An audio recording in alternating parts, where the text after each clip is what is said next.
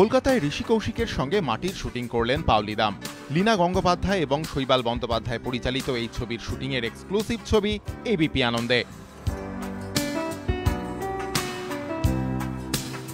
পাওলি এই ছবিতে একজন অধ্যাপিকার চরিত্রে অভিনয় করেছেন। কি বলছেন তিনি তার চরিত্রটি এবং এই ছবির কাহিনী সম্পর্কে? মাটি যে ছবিটা শ্যুট করছি, আমরা প্রথমে শ্যুট করলাম বারুইপুর রাজবাড়ি, টাকিতে শ্যুট করেছি, বাংলাদেশে শ্যুট করেছি, এখন কলকাতায় শ্যুট করছি। এটা লাস্ট স্কেডিউল আমার।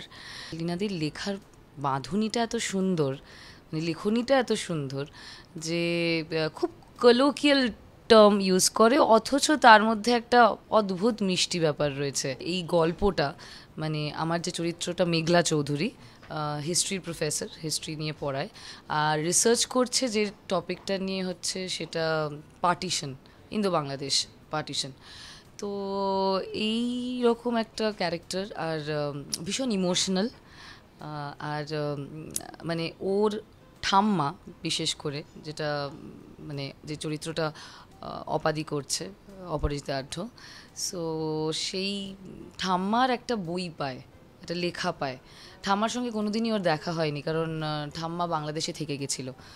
সো অনেকদিন পর একটা বন্ধু আসে, ঠাম্মার লেখাটাও পায়, প্লাস বন্ধুর বিয়ে, এই দুটো উপলক্ষ বেসিক্যালি ওর ছিল, আর যে কারণে ও বাংলাদেশ যায়। মাটিতে পাওলির প্রেমিকের চরিত্রে অভিনয় করেছেন ঋষি কৌশিক। ছবির একটা এক্সাইটমেন্ট সবসময় প্রত্যেক আর্টিস্টের কাছে আলাদাভাবে থাকে, আমার কাছেও সেরকম। আমি জীবনে খুব কম ছবি করেছি আমার ক্যারিয়ারে, সুতরাং এটাতে আমি আলাদাভাবে এক্সাইটমেন্টের কথা কিছু বলতে পারবো না, কারণ এটা খুবই একটা ছোট একটা ক্যারেক্টার আমি প্লে করছি, যেখানে পাওলির বয়ফ্রেন্ড আমি, পজেসিভ, যে ওর যার শেকড়ের খোঁজে যে যাত্রাটা পাওলির, তাতেও খুব একটা ইন্টারেস্টেড নয় এই ক্যারেক্টারটা। সে চায় না ও যাতে বাংলাদেশ চায়, এরকম ধরনের একটা ওর মতাদর্শের সঙ্গে আমার যে ক্যারেক্টারটা তার একটু মতের অমিল আছে, তাদের perception of life is different, এইটুকুই আমি এখন বলতে পারি। কথায় কথায় পাওলি জানালেন এই ছবিতে তার কস্টিউম ডিজাইনেও রয়েছে মাটির ছোঁয়া। মাটির সাজ, মাটির সন্ধানে, মাটির স্বাদ, মানে সবটা মাটি ওরিয়েন্টেড। ইনফ্যাক্ট আমার কালার, কস্টিউমের কালার পর্যন্ত খুব মাটি ঘেঁষা করা হয়েছে, মানে মাটির রঙের সঙ্গে খুব সামঞ্জস্য রেখে, সিমিলারিটি রেখে করা হয়েছে। পরিচালক লীনা গঙ্গোপাধ্যায় কি বলছেন তার প্রথম ছবিটি সম্পর্কে? শুটিংটা নিয়ে আর একটা ছবি হতে পারে আর কি, জানি না পাওলি তোমাদের বলেছে কিনা। মানে এত অদ্ভুত অভিজ্ঞতার মধ্যে দিয়ে আমরা গেছি, আমি কোথাও না কোথাও নিশ্চয়ই এটা লিখব। এখন তোমাকে যেটা বলবো সেটা হচ্ছে যে দেখো, প্রত্যেক মানুষই তো ইতিহাসবিহীন কোনো মানুষ হয় না। প্রত্যেক মানুষ তার মতো করে একটা ইতিহাস ক্যারি করছে, হয় সেটা ব্যক্তিগত ইতিহাস, কখনো সেটা সামগ্রিক ইতিহাস। তো এই মাটি গল্পটাও একটা দেশভাগের ইতিহাস।